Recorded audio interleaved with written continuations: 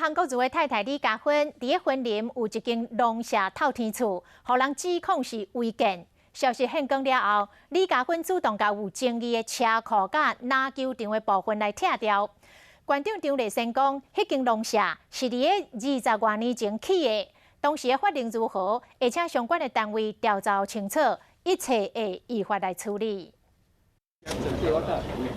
这栋透天厝是国民党总统初选参选人韩国瑜因太太李嘉芬名的农舍，被指控涉嫌违建的车库甲篮球队部分已经拆到差不多啊。为什么不能拍？人家交代我们，人家我们就住在这边了。违建的消息曝光了后，李嘉芬就主动找人将有争议的车库甲篮球场拆掉，想要替这事件设立停损点。